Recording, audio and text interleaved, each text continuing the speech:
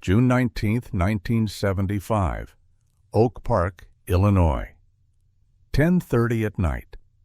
Sam Giancana is in his basement kitchen making a late-night snack. Italian sausage and peppers. The smell of garlic and olive oil fills the small room. There's something intimate about it, almost pathetic, because this is not a king in a palace. This is an old man in a bathrobe cooking in the basement like he's trying to convince himself he's normal.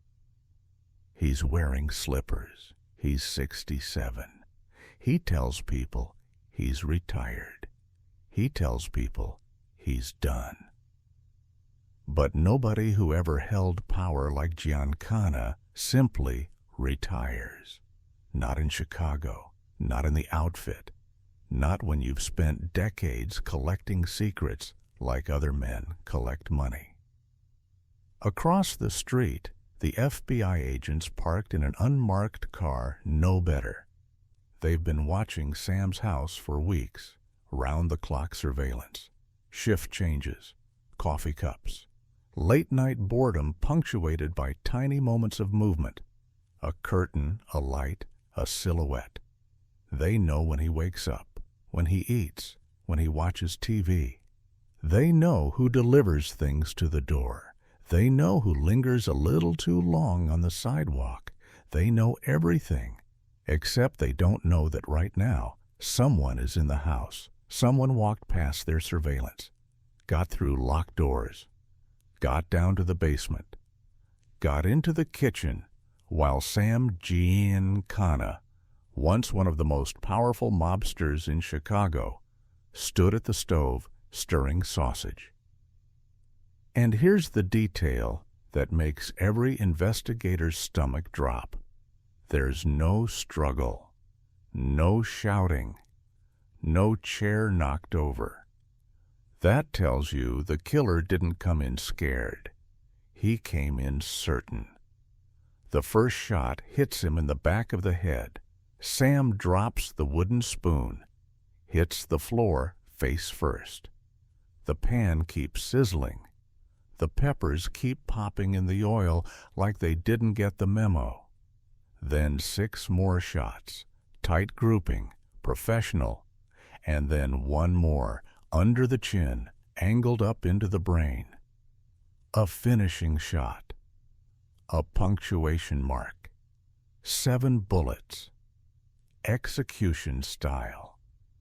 An hour later, the FBI finally enters the house and finds him face down in blood and sausage grease.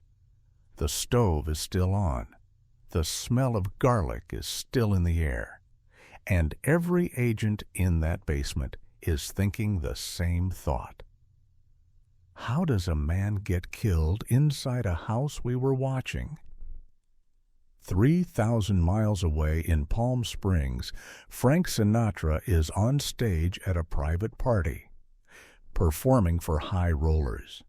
Not a public concert, something more intimate, more controlled. The kind of room where everyone feels protected by money. He's in the middle of The Lady is a Tramp when his manager steps into the wings, waves him over. Frank sees his face and stops singing mid-verse. The band keeps playing, confused, trying to cover the gap. Frank walks off stage like he's just been pulled by a wire. 2 hours later, Frank still hasn't come out of his dressing room. When he finally emerges, his eyes are red, his hands are shaking.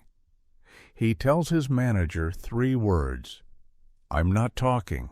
Not talking about what?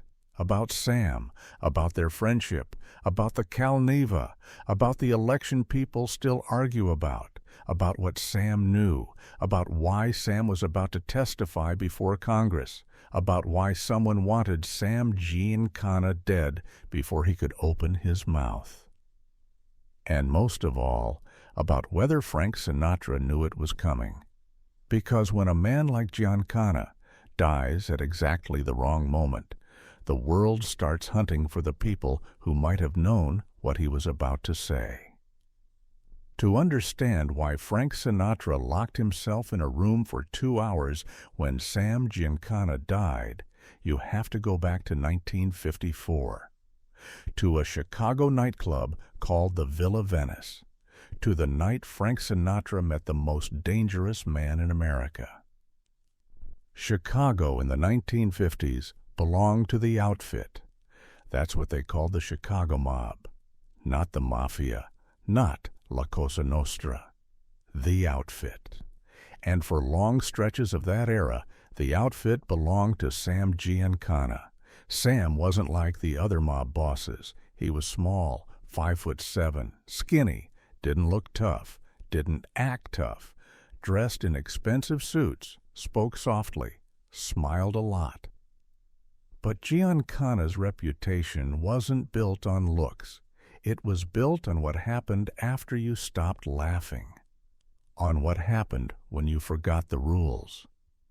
He had rackets everywhere: gambling, loans, prostitution, unions, protection. He had judges, cops, politicians. In Chicago, power didn't need to announce itself. It only needed to be obeyed. When Sam Giancana wanted something, Sam Giancana got it. Frank Sinatra in 1954 was at the peak of his comeback. The Oscar for From Here to Eternity, the Capitol Records era, the Nelson Riddle arrangements. Frank Sinatra was back, and he knew it. But Frank also knew where he came from. Hoboken, Italian, immigrant parents. He never forgot that certain people in America looked down on him, never forgot the subtle insults. The way people said his name with a little extra emphasis. So when Frank performed in Chicago, he made sure to pay respects to the men who controlled the city. Because Frank understood something most people didn't. In that world, respect isn't a compliment. It's a survival tool. That's how Frank and Sam met, through mutual friends, mutual interests, mutual respect. They hit it off immediately. Sam loved Frank's music. Frank loved Sam's stories. They were both Italian-American, both self-made, both men who understood the code, loyalty, family, and never, ever talking to cops. By 1960, Frank and Sam weren't just acquaintances. They were friends, real friends. Sam would fly to see Frank perform. Frank would call Sam when he was in Chicago. They'd have dinner, talk business, talk women, talk about the world the way men do when they believe their circle is unbreakable. And then in 1960, Frank asked Sam for a favor, a big favor. Frank Sinatra was all in for John F. Kennedy. He raised money, hosted events, made politics feel glamorous.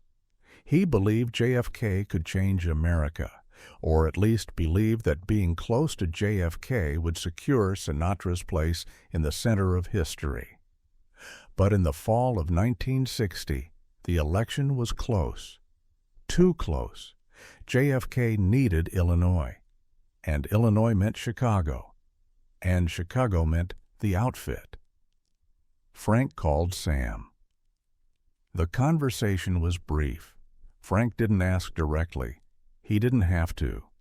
He said JFK was good for everyone, good for business, good for the country. And it would mean a lot to Frank personally if Sam could help. Sam said he'd take care of it. What happened on November 8, 1960 in Chicago is still debated. But the facts are clear. JFK won Illinois by a razor-thin margin. And Chicago politics had a long, ugly reputation for machine control and vote manipulation. Organized crime ties are part of that larger story, even when specific claims remain contested. Whether Giancana delivered Chicago is exactly the kind of claim that lives in whispers, books, and allegations, hard to prove cleanly, impossible to ignore completely. But this is what is clear. Frank Sinatra was positioned as a bridge between two worlds that should never have touched so openly: Hollywood glamour and Chicago power. And bridges are always useful until they're dangerous. In January 1961, Frank Sinatra organized the inaugural gala for President Kennedy. He looked untouchable, the king of Hollywood, friend to the President of the United States. Sam Giancana watched on TV, saw Frank on stage, saw JFK smiling. Sam thought he had a friend in the White House.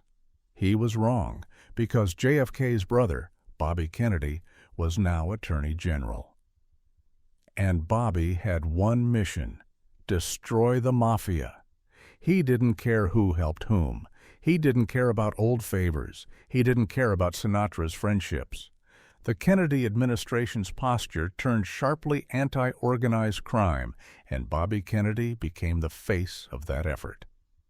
Within months, pressure mounted on Giancana: surveillance, wiretaps, harassment, indictments, the heat that doesn't just chase you, it suffocates you. Sam couldn't understand it. In his mind, he had helped. He had played the game, and now the government was trying to crush him anyway. So he called Frank. "Talk to them," Sam said. "Tell them to back off." Frank tried. He went to the White House, talked to JFK, explained the situation, asked for breathing room. JFK listened, smiled, said he'd look into it. Nothing changed. And then in March 1962, something happened that made everything worse. JFK was supposed to visit Frank's Palm Springs compound. Sinatra had renovated like a man preparing for royalty. Cottages, security accommodations, even a helipad for the president's arrival. Then Peter Lawford called. JFK wasn't coming. He was staying at Bing Crosby's place instead.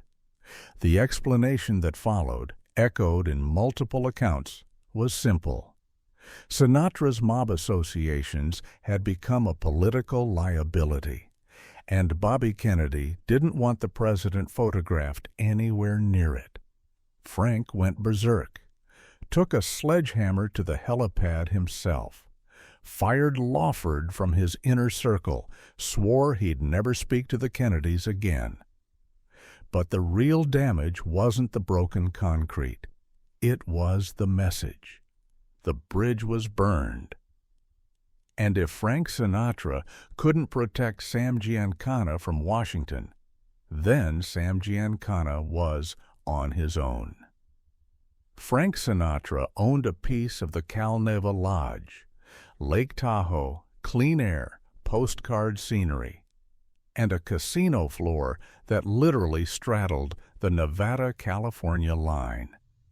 Frank loved the place, performed there, brought friends. It was his domain. In July 1963, Sam Giancana showed up. This was a problem, a huge one, because Nevada gaming regulators had a rule. If you were on the state's excluded persons list, what people later called the Black Book, you weren't supposed to be in a Nevada casino. Period. Giancana was exactly the kind of name that triggered alarms. But Sam was Frank's friend, and Frank didn't believe the state could tell him who could sit at his tables. So Sam stayed. For days. Ate, gambled, relaxed, visible enough that regulators documented it. When the Nevada Gaming Control Board moved against Sinatra, it wasn't just about one weekend. It was about a principal, a celebrity casino owner who refused to cut ties with the wrong kind of friend.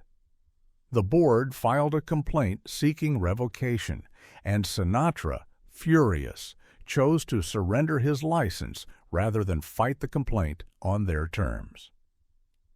The case became a turning point in modern Nevada gaming regulation. Sinatra was humiliated, financially hurt, socially insulted, but Giancana took it hard too, because it showed something brutal. Frank had lost real standing trying to protect that friendship. And the Kennedys, the men Frank had helped, had played a role in making Sinatra's associations radioactive. 2 months later, JFK was shot in Dallas. America turned into a fever dream overnight. Rumors exploded, political enemies, lone gunmen, foreign plots, mafia plots. Investigators looked everywhere. They looked at organized crime angles. Names like Giancana circulated in the public imagination for decades, even when hard proof remained elusive. Sinatra walked off a set, disappeared for days. Giancana, depending on the telling, was calm, maybe too calm, and the country moved forward. But the shadows didn't. By 1965, heat pushed Giancana out of the U.S. He fled to Mexico and lived there for years. Then in 1974, he was back, deported, returned, older, but still dangerous because of what he knew.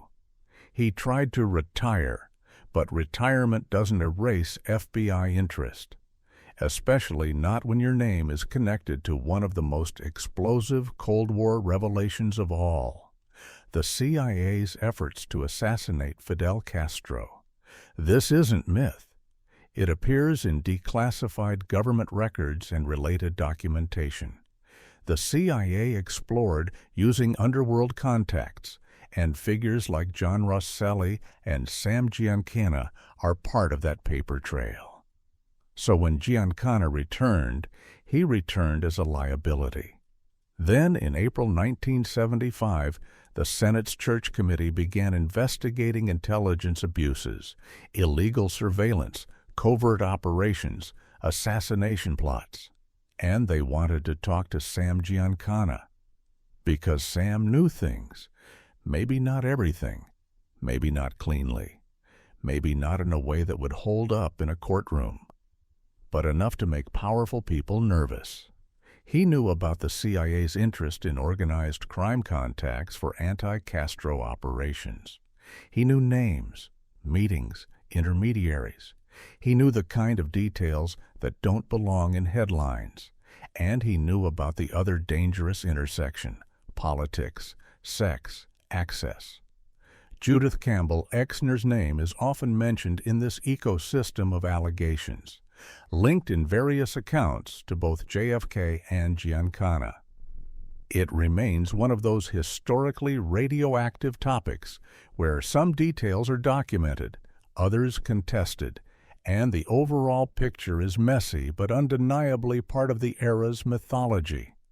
The Church Committee subpoenaed Giancana, ordered him to testify, and Sam, old, proud, furious, started preparing. He hired a lawyer. He decided what he'd say and what he wouldn't. He looked at the world with the eyes of a man who understands one rule: if you're going to talk, you need to survive long enough to do it. And then, 8 days before his scheduled testimony, Sam Giancana made sausage and peppers in his basement kitchen. 7 bullets, execution style, while the FBI watched his house. Law enforcement searched for answers and found a nightmare, a locked narrative, no weapon, no clear entry, no reliable witness. To this day, Giancana's murder is widely treated as one of the most debated unsolved hits in organized crime history. And in recent reporting, new claims have surfaced, citing FBI interviews, about who may have ordered it, including allegations involving top outfit leadership.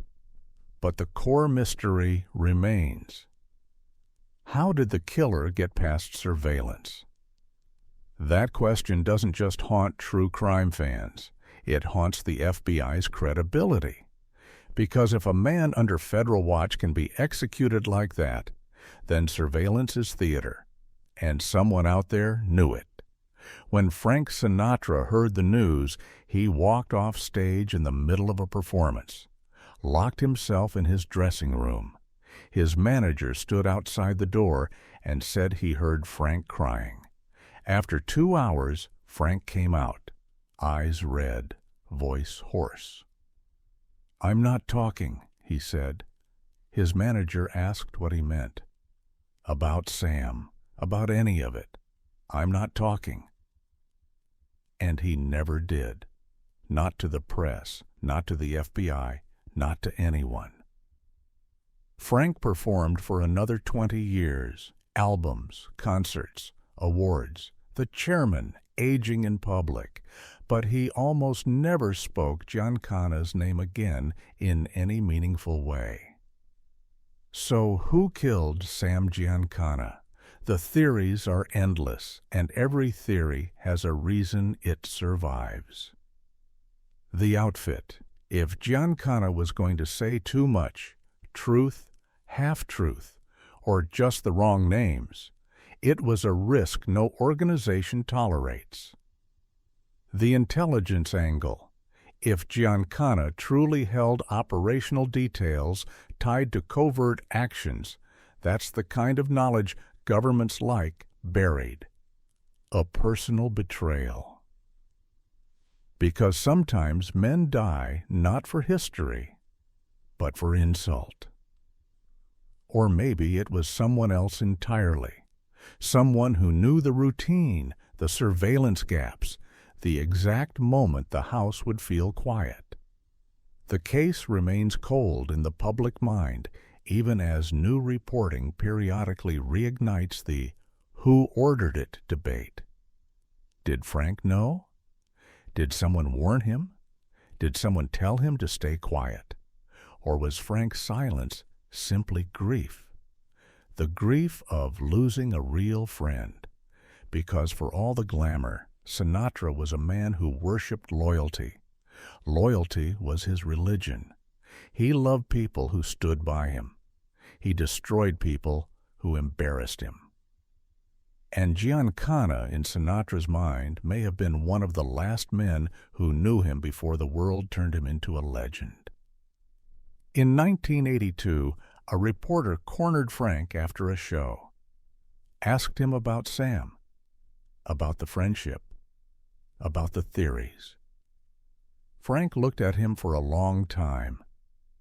Then he said, "Sam was my friend. That's all. That's all I'm saying." And he walked away. Frank Sinatra died in 1998, 23 years after Giancana. In all that time, he never broke his silence, never told what he knew or didn't know about politics, never explained why he risked so much standing to keep a friendship with a man Nevada regulators considered poison, never clarified what Giancana may have told him in private. Some secrets die with you, some friendships are worth more than truth, and some questions are never meant to be answered, because the moment you answer them, you put a target on your own back. Here's what we can say without turning history into fantasy. Sam Giancana was murdered execution style in his Oak Park home in June 1975, shortly before he was expected to appear in a high-stakes congressional investigation environment.